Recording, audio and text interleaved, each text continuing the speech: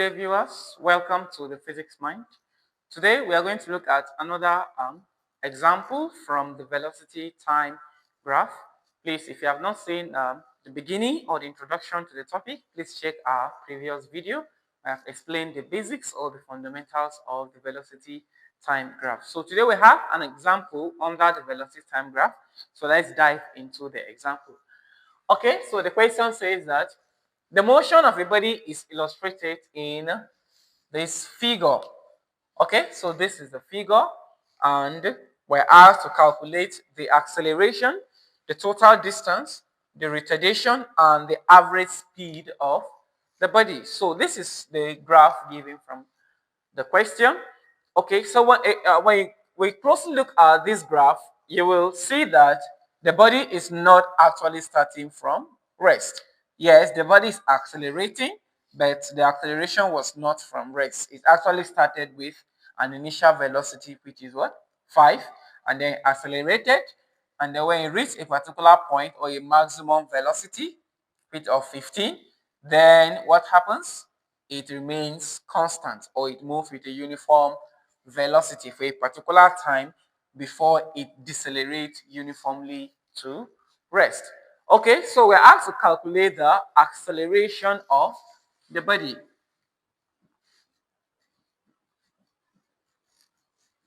So firstly, we're looking for the acceleration A. And acceleration, of course, we know we are going to obtain it along this path of the what? Of the graph. And how do we obtain acceleration? We know acceleration is change in velocity with respect to time. And that change is final velocity minus initial velocity over the time interval. So our acceleration becomes, now the final velocity, remember this is the initial velocity and this is the final velocity. So final velocity becomes 15 and initial velocity is 5. So that gives us 15 minus 5 over the time interval, which is what? 5. Remember here is 0. So 5 minus 0, which is still 5. So giving us 15 minus 5, which is 10 divided by 5. And 10 divided by 5, that is 2 meters per second square. So this gives us the acceleration of the body. Okay, secondly, we're asked to find the total distance. Find the total distance. Okay, so for us to obtain the total distance, now remember that we cannot consider the entire what? Trapezium, because it is not a regular trapezium. In fact, it is not even a trapezium. This is a pentagon. It's a polygon, of course, because it has how many sides? 1, 2, 3, 4, and 5. Yes, so that makes it a pentagon, but not a regular pentagon. So we can't actually use the other method to obtain the what? The area of a trapezium, because this is not a trapezium. So that means that we will have to find the total distance, or the distance moved at each stage of the what? The motion. So let's call this first stage of the motion, let's call it S1.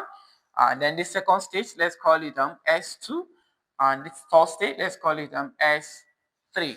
So it means for us to find the total distance covered, we need to find the area of this shape, that will give us S1, the area of this shape, that will give us S2, and the area of this shape, that will give us S3. Then we sum them together, that gives us the what? The total distance covered.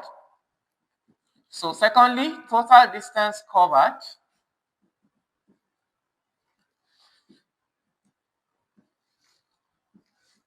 Okay, so total distance covered S is going to become area of, now what shape are we having here? This is not a triangle because 1, 2, 3, 4. Okay, so this is a trapezium because it has two parallel sides. So it's going to become area of trapezium. Let's level it. Let's say this is point O. This is A. This is B. This is C. This is D. This is E, and this is F. Okay, so if that is the case, so it means S1 is actually a trapezium, not a triangle. So it's going to become area of trapezium OABC. Now, plus the second shape, which is a rectangle. So which is going to become the area of, let me call this rectangle BDCE. Okay, plus the area of, now the last shape we have here, this is a triangle. So it's going to become plus the area of triangle DEF. Area of triangle DEF. Okay, so when we sum these three, this will now give us the what? The total distance covered by the body. Okay, so our total distance becomes now area of a trapezium. Now the formula we still know is half into sum of the parallel sides multiplied by the height. Okay, so let's consider our trapezium here. Now this is the trapezium we are having. Now what are the parallel sides in this trapezium? Now the parallel sides here are OA and BC. These two are the parallel sides. So our parallel side becomes OA plus BC. Now multiplied by the height according to the formula, but in this case our height is already part of the parallel side, so you don't multiply it by the height again if the one of the parallel sides is already part of your if your height is already part of your parallel side, you don't multiply by height again. Instead you multiply by the base of the trapezium, so we'll multiply it by OC, no longer BC, because BC is already part of the what? The parallel side. So multiply by OC. Okay, so that gives us what we have, and then plus area of rectangle BDCE. Area of rectangle BDCE, and the area of a rectangle we know is equal to the length times the breadth. Okay, so that will give us multiply by the length times breadth. Let me bracket this. Now the length times breadth, which is going to become BD multiplied by BC. Okay, so you multiply BD by BC or BD by DE is still the same thing, or you can multiply BC by CE, is all the same. And then lastly, plus the area of triangle DEF. Triangle D, remember this is D, DEF, and the area of a triangle we know is half base times height. Okay, so that gives us half. Now multiply by the base of the triangle, which is EF, multiplied by the height of the triangle, which is DE. So multiply by DE. Okay, so let's sum this up. That gives us our total distance. So our distance becomes half into what is our OA. Okay, OA is 5. So half 5 plus what is our BC? BC is 15. So 5 plus 15 multiplied by OC. And what is our OC? OC is 5. So multiplied by 5. Okay, now plus BD. What is our BD? Remember, BD is the same thing with CE. So the interval here CE is 10 minus 5, which is 5. So the interval here is 5. The same thing with this. So that gives us 5 multiplied by BC. BC, which is the same thing as 15. So multiplied by 15 plus area of our triangle, which is half, multiplied by EF. So EF here, the interval is what? Is 5, which is 15 minus 10, giving us 5 times DE. And what is our DE? DE, which is still what? 15. Remember, DE is the same thing with BC. So that gives us 15. Okay, so let's add them up. That gives us the total distance. So our distance becomes half into 5 plus 15, which is 20 multiplied by 5, plus 5 times 15, 5 times 15, which is 75, plus 1 over 2 multiplied by 5 times 15, which is 5 times 15, which is 75. Okay, so our total distance becomes 2 here, we have 1, 2 here, we have 10.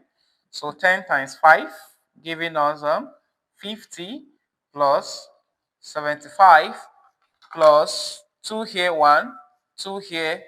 That gives us 37.5. So we add them up. That gives us 50 plus 75 plus 37.5, which is 162.5 meters. So this gives us the total distance covered by the body. Okay, so the last thing we are asked to find, the retardation of the body. So the third part we're asked to find is the retardation. Okay, retardation or negative acceleration, they are all the same thing. Okay, so retardation, remember, is still final velocity minus initial velocity over the time taken. So our retardation is going to be obtained along line DF, along DF when the body was decelerating uniformly. So we are going to obtain our deceleration there. So in that case, our final velocity, remember, it actually started with an initial velocity of 15 meters per second and was finally brought to rest. So final velocity there is 0. So 0 minus the initial velocity, which is 15, over the time interval for the retardation, which is 15 minus 10, giving us 5.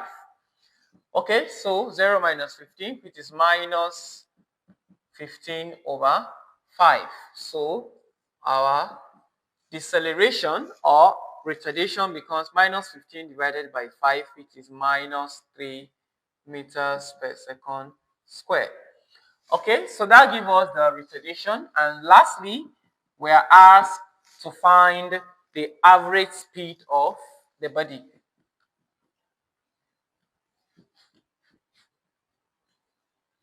Okay, the average speed of the body is the total distance covered divided by the total time covered. So average speed becomes our total distance over our total time. Okay, so our average speed becomes the total distance covered we've calculated, which is 162.5 divided by the total time for the entire journey, which is 15 seconds. So 162.5 divided by 15. So that gives us 162.5 divided 15 equals to 10.83 meters per second.